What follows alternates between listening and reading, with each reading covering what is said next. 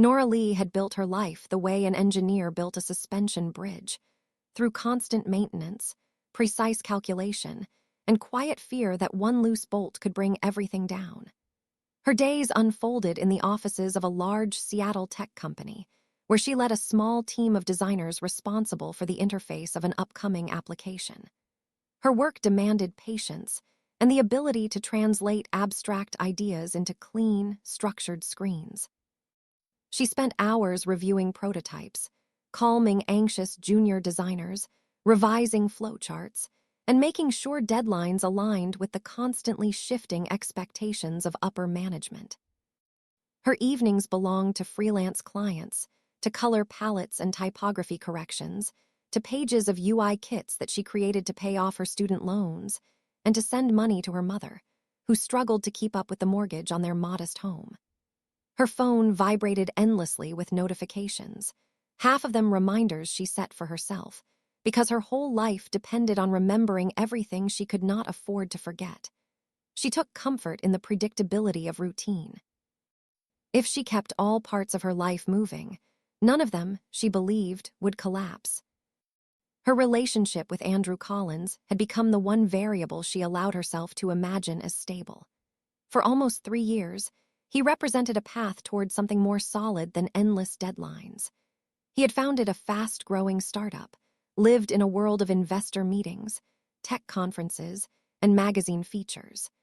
He talked about future plans with the polished confidence of someone who assumed he would eventually be powerful enough to reshape whatever world he stepped into. Seattle, for him, was a temporary base before a move to Silicon Valley.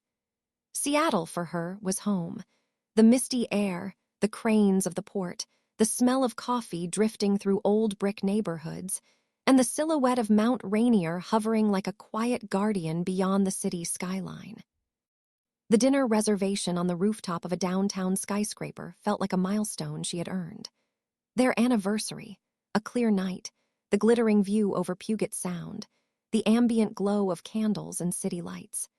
The idea of a ring had floated in her mind for months, subtle but persistent. She spent hours choosing a dress, requested a rare day off, finished 2 freelance projects early, and allowed herself to imagine that her life was finally aligning into something steady. But the evening went wrong from the first moment. The hostess at the entrance offered a polite smile and stated that her party was already upstairs, without mentioning Andrew's name or anything personal, as if the dinner had been arranged for a business group rather than a couple. When Nora stepped into the rooftop dining area, she saw Andrew not alone, but seated with 2 investors and a high-profile businesswoman from San Francisco, whose face she recognized from articles on venture capital successes. Their polished clothes, controlled gestures, and the quietly appraising expressions of people who evaluated everything in terms of value and optics made the atmosphere feel staged. The seating arrangement confirmed what the tone of the table suggested. She was not there to be celebrated. She was part of the scenery, included for the sake of appearance. The conversations were strategic, full of mentions of funding rounds, expansion plans, political aspirations, and image management. She tried to contribute, offering thoughtful remarks on product design and user behavior, but the glances she received were cool and distant. She felt like a decorative object placed at the table to project a certain narrative rather than a partner in the life she believed they were building. The moment she had expected to arrive privately came, instead, as an announcement delivered with clinical precision. Andrew explained that his future required a companion with certain background, connections, and societal positioning. He outlined the expectations of a political-adjacent lifestyle, noting that some personal histories fit this world while others did not. The meaning behind his words landed with the weight of a verdict. She was not the right fit. Her years of support, her late nights helping him refine presentations, the emotional labor she had contributed to his early struggles, all dissolved into insignificance. Her grip on the folder containing her latest redesign project loosened. The plastic edge slipped from her fingers, the sheets of carefully prepared layouts scattering across the polished floor like leaves caught in a sudden gust. pages she had spent countless hours perfecting slid beneath high-end shoes. A few people glanced down, more out of annoyance than concern. Screens lit up around her as phones captured the scene. Her humiliation, compressed into a handful of seconds, became something others might upload, dissect, or laugh at later. She walked out of the restaurant in a daze. Her legs moved without direction, her heartbeat echoing in her ears. The elevator reflected a pale version of her face, eyes wide, lips pressed tight, mascara barely holding against the sting of shock. She looked strangely composed for someone whose life had just been quietly dismantled. When she stepped out onto the rain-soaked street, the cool night air hit her like a physical force. The city lights blurred against the wet pavement. Cars hissed by on the slick roads, and the hum of Seattle at night blended into a low, indifferent murmur. She crossed beneath the awning of the building, then continued forward until the rain soaked through her dress and hair, cooling the heat rising beneath her skin. She stopped beside the concrete wall of an adjacent building, her breath uneven, the weight of what had happened pressing heavier with each passing second. Her professional life, her reputation, her carefully structured future, everything she had worked to stabilize, had been thrown off balance with a handful of calculated sentences. Tomorrow, the videos from the dinner would circulate. Colleagues would whisper. Clients might reconsider contracts. Her name, her work, her private heartbreak could become a topic of amusement in online threads. Her life, once a map of neatly organized tasks and manageable goals, now felt fragile in a way she had never experienced. No amount of planning had prepared her for the moment when someone else's ambition would unravel the quiet foundation she had built. Standing in the rain, with her plans scattered like the papers she left behind on that polished restaurant floor, she understood for the first time how quickly a single evening could break the illusion of control she had spent years creating. Seattle at night resembled a shifting constellation reflected on wet pavement, its lights stretching into blurred ribbons that trembled with each passing car. Nora moved away from the center of downtown, choosing smaller streets that wound toward the waterfront. Here the city grew quieter, older, heavier. The scent of roasted coffee that clung to the daytime streets gave way to saltwater, rust, and the distant thrum of engines from cargo ships anchored in Elliott Bay. She walked without noticing where she was headed, her heels clicking unevenly against the slick concrete. Her lungs tightened each time she replayed the scene in the restaurant, the dismissive expressions, the way the people at the table had dissected her future, as if she were no more than an inconvenient detail in a deal. She felt the weight of humiliation press into her shoulders, and finally stopped beside the brick wall of an abandoned warehouse. The night mist clung to her dress, turning its fabric cold and heavy. She pressed the folder of scattered documents against her chest, though it did nothing to shield her from the ache under her skin. At first, she barely registered the black SUV that slowed near the curb, headlights slicing across the darkness in a deliberate sweep. The man who stepped out seemed out of place against the row of aging warehouses. He carried himself with the steady, silent assurance of someone accustomed to walking into dangerous rooms and walking out again with everything resolved. His suit was tailored but unpretentious, his shoes made for moving quickly rather than impressing anyone. Even from a distance, there was an aura of command around him, as if the street itself shifted to accommodate his presence.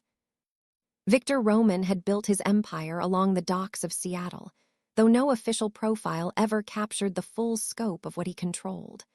On paper, he owned logistics companies, tugboat fleets, and construction contracts along the harbor. Unofficially, the port whispered his name in stories about negotiations that never made it into ledgers and alliances formed with a handshake rather than ink. He preferred the shadows behind legitimate transactions, spaces where influence was measured not by votes or headlines, but by who owed whom a favor. Earlier that night, he had attended a discreet meeting in the private lounge of the same rooftop restaurant where Nora's life derailed. As he left, stepping into the damp night, he had noticed a figure standing alone beneath the rain, a woman in a soaked dress, frozen in the posture of someone who had just watched the ground split beneath her. Something about her stillness, the controlled collapse she was barely holding back, caught his attention. He had seen broken people, desperate people, reckless people. What he saw in her was different. She resembled someone not accustomed to falling apart, which made the sight of her collapse all the more striking. He watched her for a long moment before approaching. Not out of kindness, though a sliver of it stirred unexpectedly. Mostly it was instinct, the kind that evaluated patterns and opportunities quicker than emotion ever could. He recognized her. He had passed her table on the way out. He had seen her face stiffen when the man beside her spoke in that rehearsed, clinical tone. He had watched the papers fall, the glances around them sharpen with curiosity, the subtle flicker of phones raised to record. It was the kind of cruelty that masqueraded as ambition, and Victor despised that brand of ambition more than he cared to admit. Her profile came together in his mind with the precision of a calculus. A designer in the tech sector, resourceful enough to balance multiple jobs, socially unaligned with the powerful circles her former partner hoped to climb into. Now publicly humiliated, her career threatened, her stability shaken. A person like that could either unravel or adapt, and he saw in her posture the quiet ferocity of someone more inclined toward adaptation. At the same time, Victor faced his own complications. A major partnership with conservative East Coast investors required him to present not only financial security but personal stability. They preferred to back men with families, men rooted in traditional optics. Alone, he appeared too volatile, too independent. He needed an anchor that looked like a life beyond business, one that signaled reliability without exposing anything real. The possibility formed in his mind with startling clarity. A contractual marriage, temporary, structured, beneficial to both. He could offer her protection from a brewing reputation's storm, financial freedom, the chance to step away from the professional minefield her ex-partner had set beneath her. In return, she could offer him the facade that soothed the concerns of the men holding the purse strings. Two people using each other for mutually advantageous survival, efficient, controlled, discreet. He presented the idea calmly, in the privacy of his car, while rain drummed against the windshield. Nora sat stiffly in the leather seat, still trembling from the emotional whiplash of the night. The proposal sounded unreal, not because it was romantic or hopeful, but because it was brutally logical at a moment when logic had abandoned her. She listened without interrupting, her mind still caught between shock and desperate clarity. The offer was absurd, and yet every part of her life was already unraveling. Absurdity, she realized, might be the only path left. 2 days later, the videos from the rooftop dinner spread across social networks. The comments were merciless, full of speculation and jokes from strangers who knew nothing about her, but felt entitled to dissect her humiliation. Clients quietly postponed or canceled their contracts. Her manager at the tech firm called her into a small conference room and suggested a leave of absence to let the attention die down, which she recognized immediately as a polite push toward the exit. The ground she had spent years meticulously building beneath herself gave way. She found herself sitting in the dim glow of her office computer, surrounded by half-finished design drafts and unopened email notifications, her stability slipping through her fingers like the rainwater that had soaked her dress that night. When she finally walked into Victor's office, a glass-wrapped room overlooking the cranes and loading docks of the port, she felt something inside her settle. Not peace, not confidence, just a harsh, necessary acceptance that her old life could not be salvaged. The contract she signed was written in neutral legal terminology, but she understood perfectly well that it marked the beginning of a new existence, one with different rules, different risks, and different consequences. She pressed her name onto the line with a steady hand, even as her heart thudded unevenly in her chest. In the shadow of the port, with cargo ships groaning in the distance and the city lights fading behind her, Nora Lee stepped into a world she had never imagined entering, bound not by love or trust, but by necessity and the quiet, relentless instinct to survive. The penthouse Victor provided was not located in downtown Seattle, where polished towers pierced the fog and startups announced themselves with illuminated signs. Instead, it rose above the waterfront, close enough to the port that the low hum of cargo engines vibrated faintly through the glass at night. From its floor-to-ceiling windows, the cranes looked like skeletal giants outlined in amber light, endlessly lifting, lowering, and shifting the city's lifeblood across the docks. It was a vantage point chosen with precision, high enough for safety and oversight, close enough for constant awareness. Inside, the penthouse felt more like a fortified command center than a home. The layout followed a strict logic, open spaces that allowed clear lines of sight, hidden sensors embedded in corners, reinforced frames behind sleek walls, and furniture arranged to avoid blind spots. The decor was minimal, almost severe, with carefully chosen elements that conveyed stability without warmth. It was a place built by a man who trusted structure more than comfort, and silence more than company. Nora's room contrasted with her previous life so starkly that it felt like stepping into an alternate timeline. She had lived for years in a small apartment with slanted ceilings and thrift store furniture, the walls covered in pinned sketches and color palettes. Here, the bedspread was impossibly soft, the lighting adjustable with a gesture, and the closet already stocked with clothes selected to fit the image Victor needed her to project. Her personal belongings, a few books, her worn laptop, a collection of pens and notebooks, looked almost fragile against the pristine surfaces, as if they might disappear entirely if she didn't keep them close. Her mornings began differently now.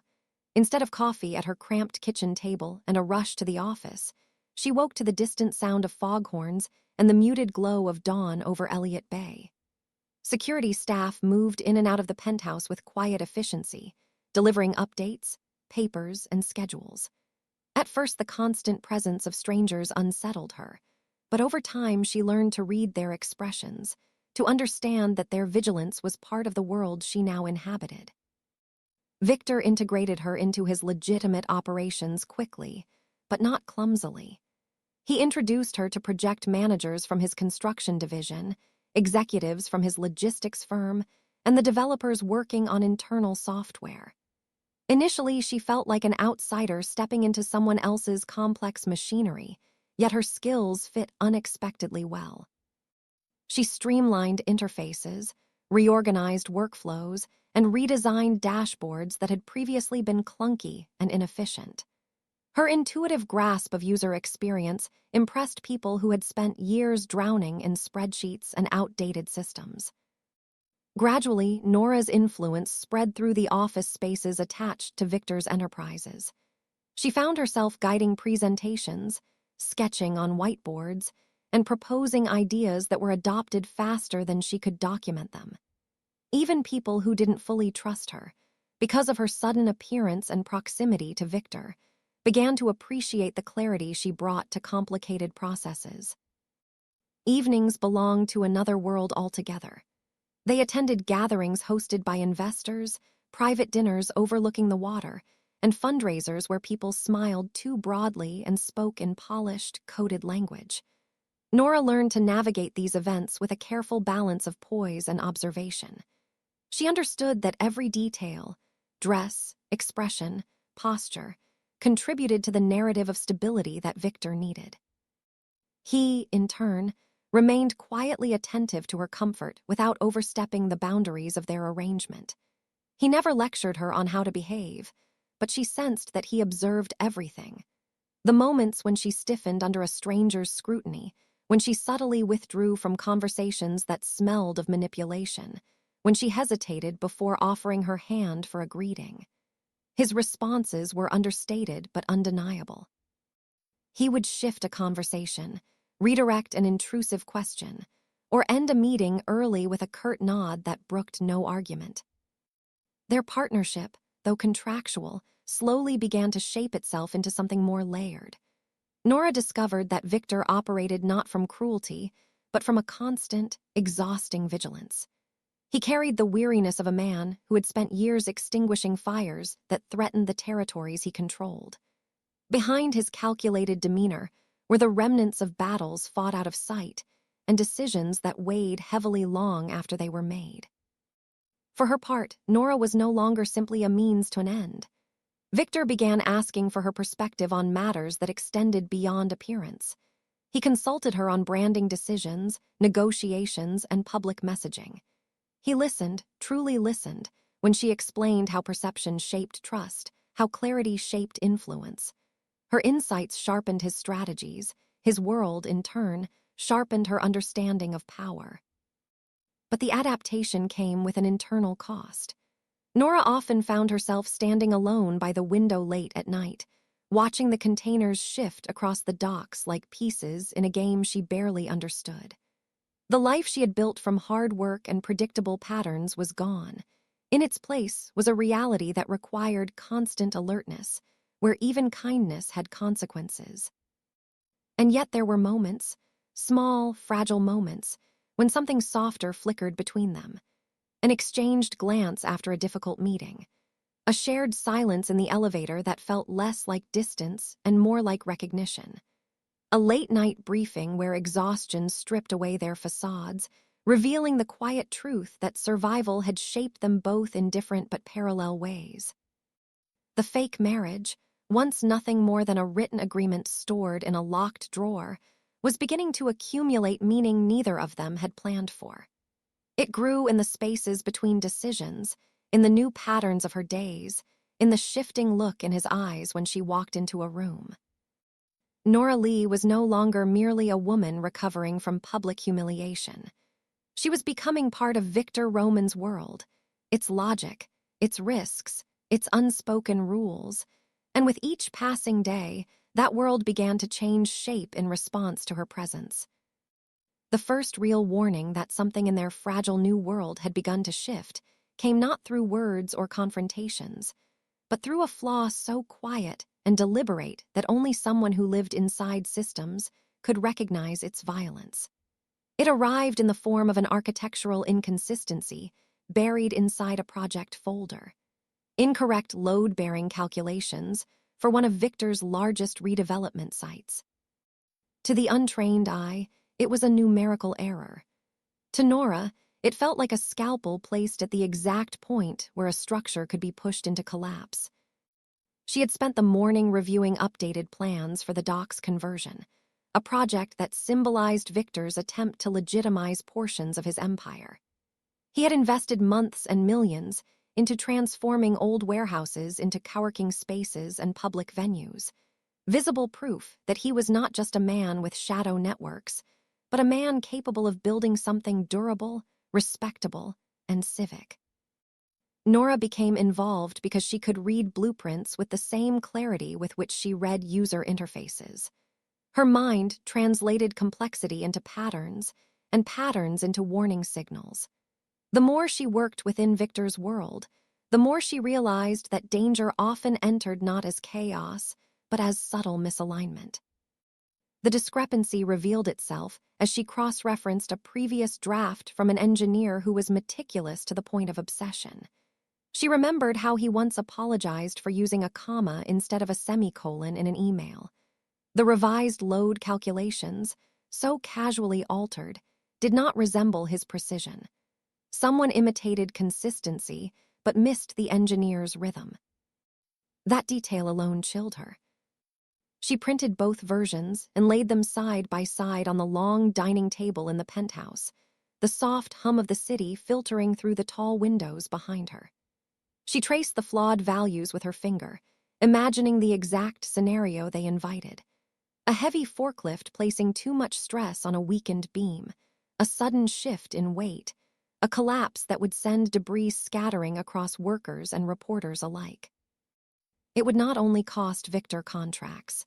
It would invite regulatory investigators, press scrutiny, and a narrative about negligence he could not easily disprove.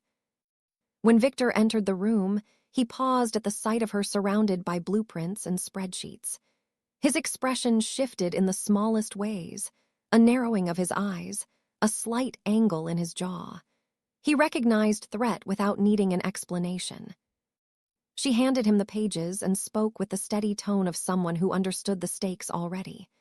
As he read, she watched the subtle transformation in him, the kind that never exploded outward but condensed inward like tightening steel.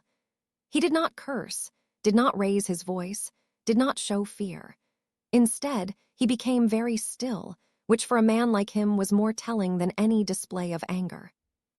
He thanked her without ceremony and immediately initiated an internal inquiry. But unlike corporate investigations Nora had seen in her old life, this one was surgical.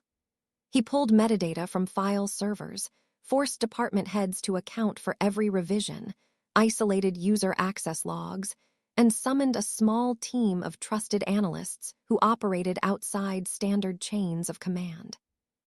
His world relied on pressure applied in darkness, and she could feel that pressure activating now.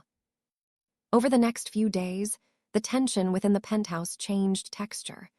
Security became even less visible but more present.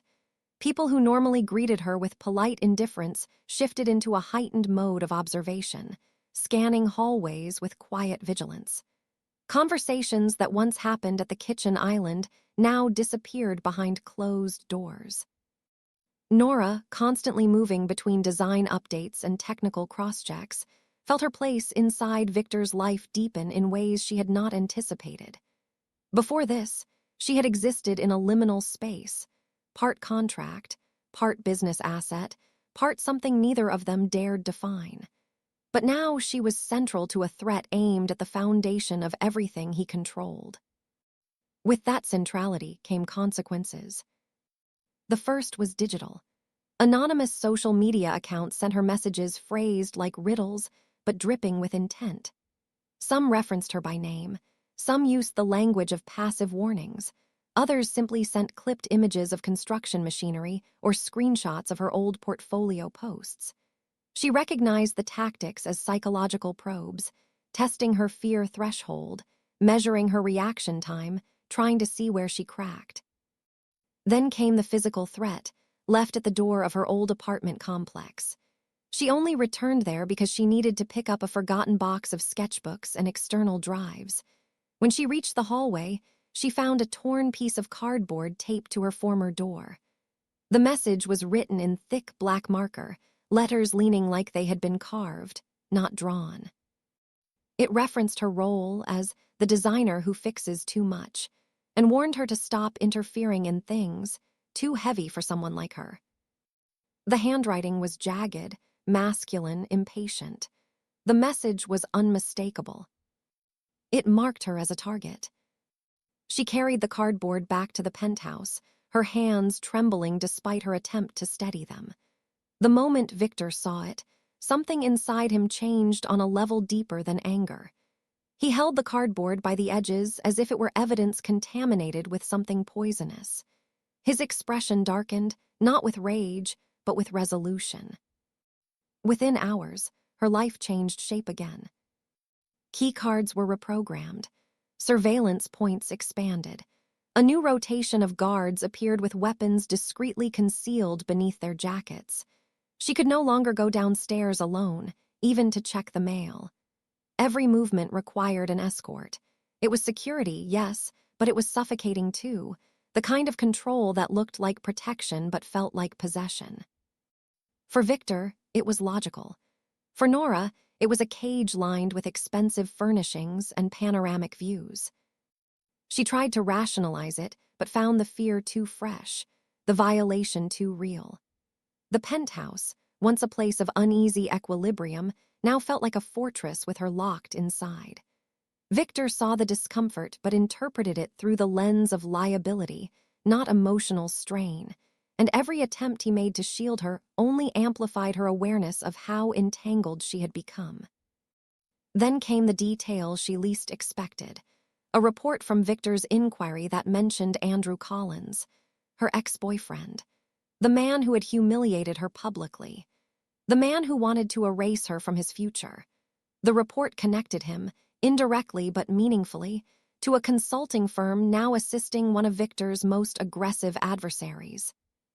When she read it, Her first reaction was disbelief, then nausea, then a deep sinking dread as the possibility settled in. Her past had not stayed in the world she left behind. It had been dragged into Victor. Not because Andrew cared about her, not because he planned anything intentionally, but because the ripple from his betrayal placed her in proximity to a much larger conflict, and someone had chosen to weaponize that proximity. The fracture revealed itself then, inside her as much as inside Victor's structure. She saw him packing near the windows afterward, hands clenched behind his back, the city lights reflecting off the glass like distant fires. He had built his life around control, but now control meant protecting someone whose past was now colliding with his present. The lines between business, strategy, and personal responsibility blurred. For Nora, the realization was equally heavy. She was no longer shielded by anonymity or silence. She was a threat vector, a lever someone intended to pull. Her safety was no longer just about her. It was about him, too. And the more entwined they became, the more dangerous every direction felt. The invisible fracture between them was not born of conflict or resentment. It was born of shared vulnerability, a crack spreading quietly along the foundation of an alliance neither fully controlled, intensified by a danger neither had chosen. And although nothing was spoken aloud, they both understood something irreversible had begun. The moment it became clear that the leaks were not accidents, but a directed, deliberate flow of information, Victor shifted from defensive strategies to something far more calculated. He approached the problem the way he approached territorial disputes in the port: identify the pattern, anticipate the next move, and build a controlled environment where the enemy would expose themselves without realizing it. For weeks, he had tolerated shadows moving around his operations. Now, he intended to force those shadows into the light.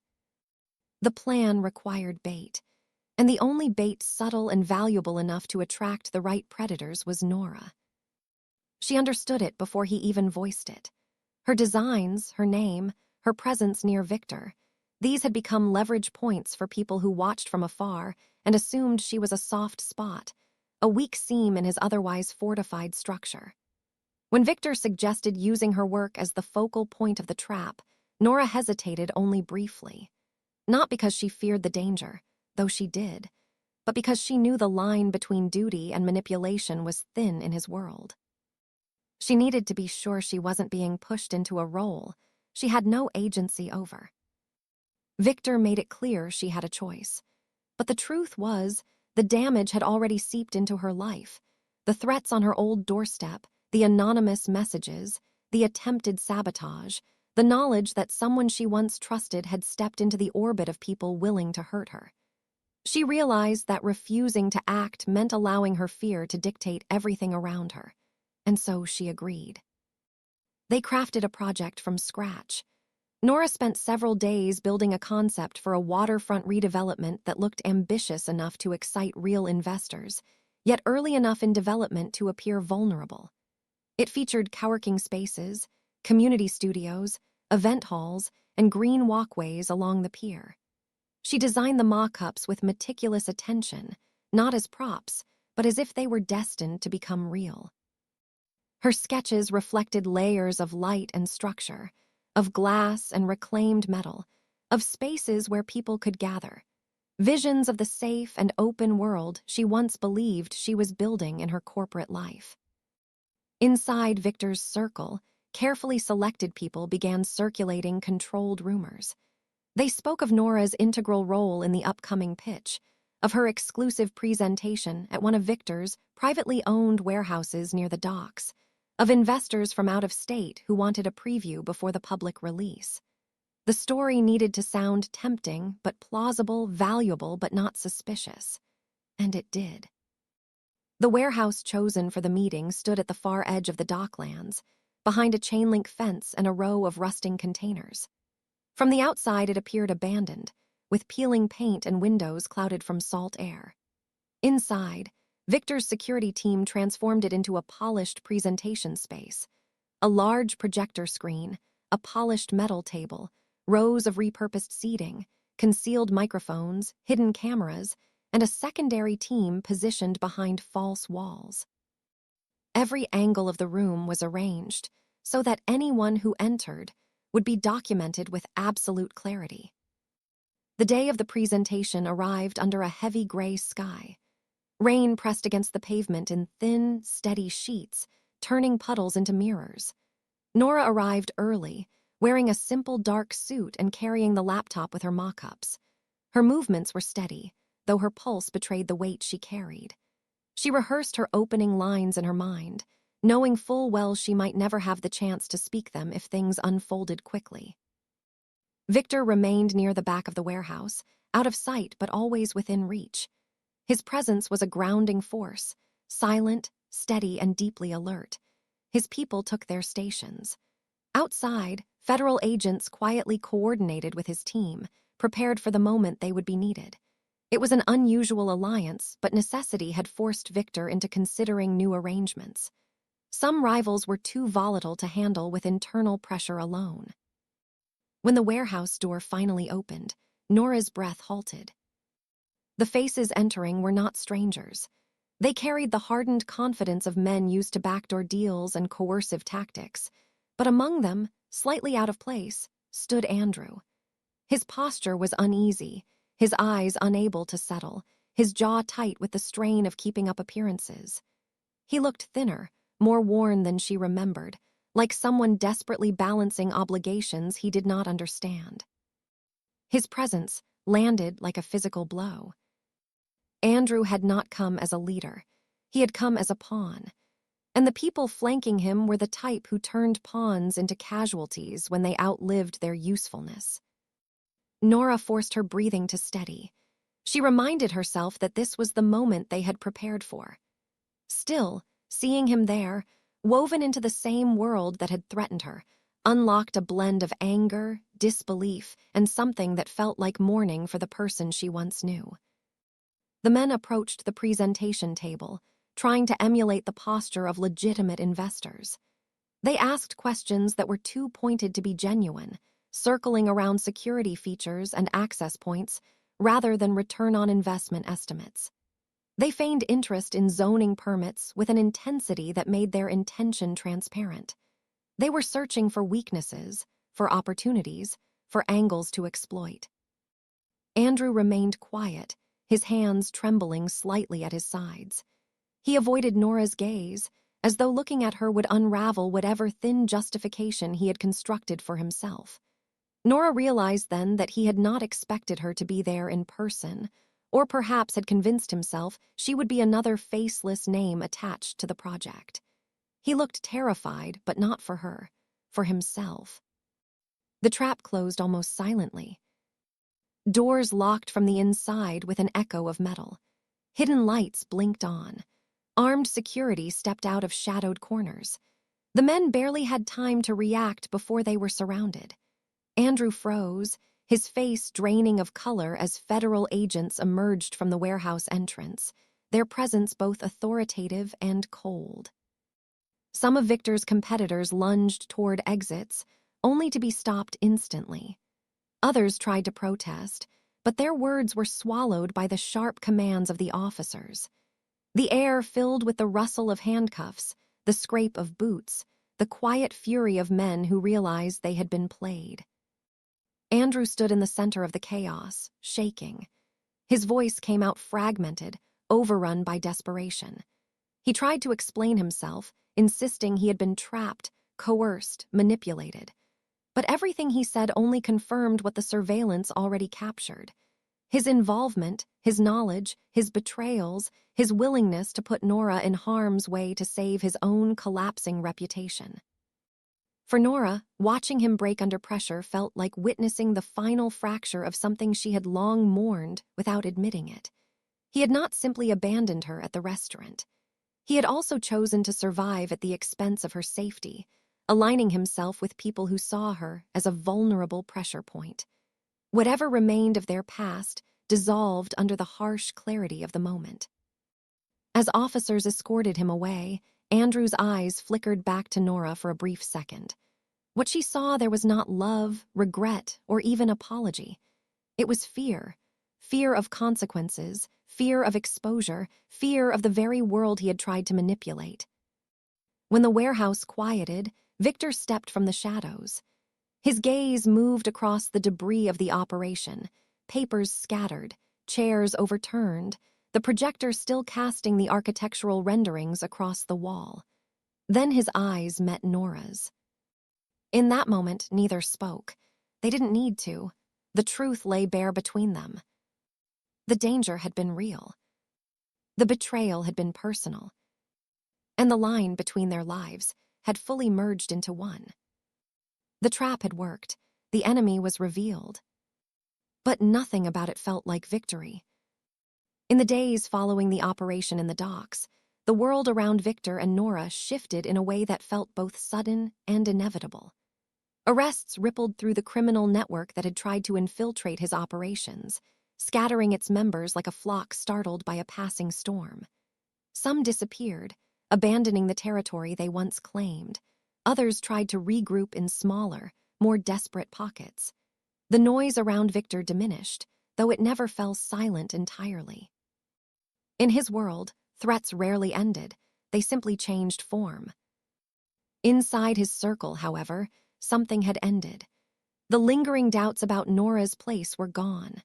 The way his people spoke to her, the way they watched her work, the way they listened, everything carried the quiet respect reserved for someone who had proven themselves under pressure. They no longer saw a designer pulled unexpectedly into a conflict. They saw the woman who had noticed the sabotage, who had traced the discrepancies in the plans, who had stood in the warehouse with steady hands, while enemies walked through the door with intentions sharper than their words. Inside the penthouse, life changed in more subtle ways. Conversations that had once paused when she entered now continued in her presence. Victor no longer stepped into other rooms to make certain calls. He no longer softened the details when talking about shipments, negotiations, or the risks that hovered around the edges of his business. He shared his reasoning, his concerns, even his blind spots, exposing a part of himself he usually hid behind layers of composure. For him, it went against years of survival instincts. For her, it marked an unmistakable shift. She was no longer a contractual illusion beside him. She was a partner. The contract that had once defined their connection began to feel hollow. The countdown to its expiration no longer signaled an ending, but hovered instead as a relic from a past that already felt distant. The terms that had once seemed rigid now read like the blueprint of a structure demolished to make room for something new.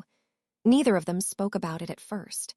Life simply moved around it, reshaping its meaning until it became impossible to ignore. Nora, in the meantime, had quietly built something of her own.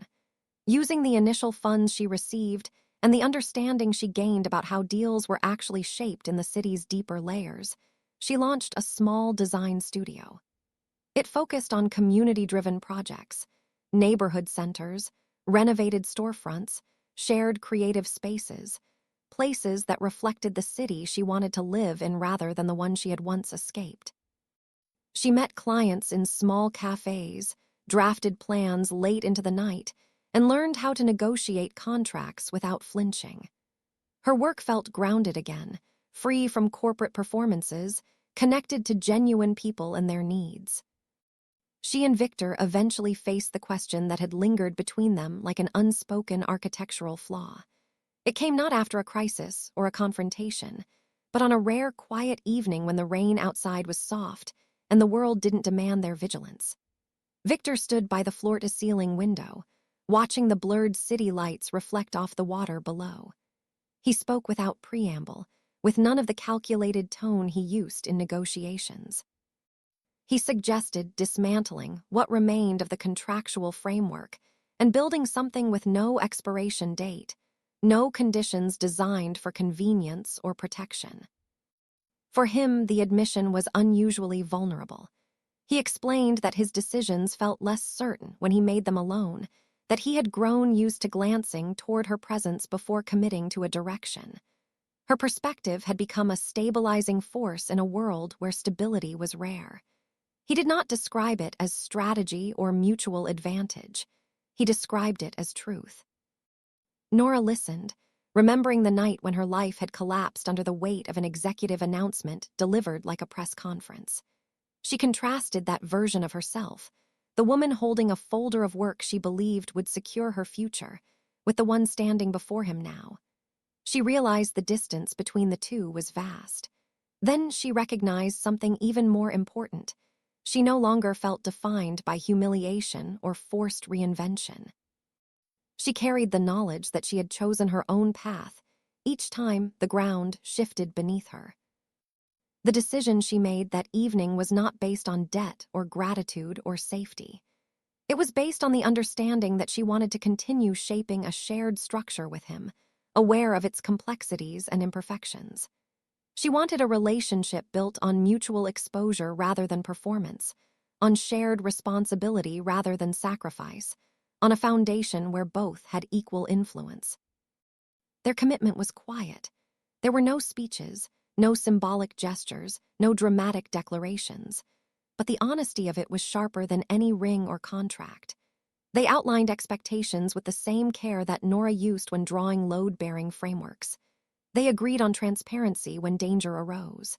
They refused to weaponize each other's vulnerabilities.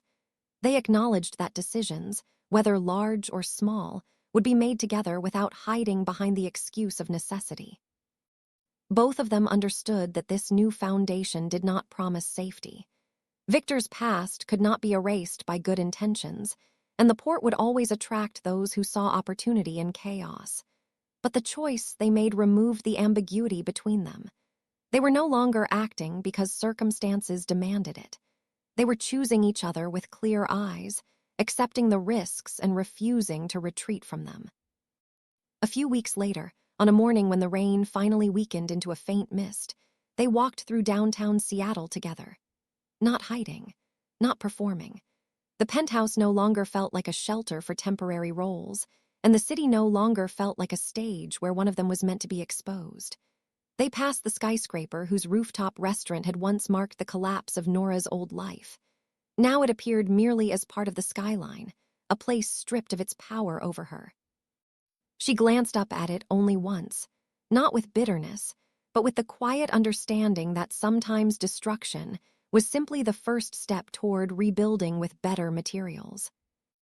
They kept walking, side by side, toward a downtown that smelled of wet pavement and fresh coffee.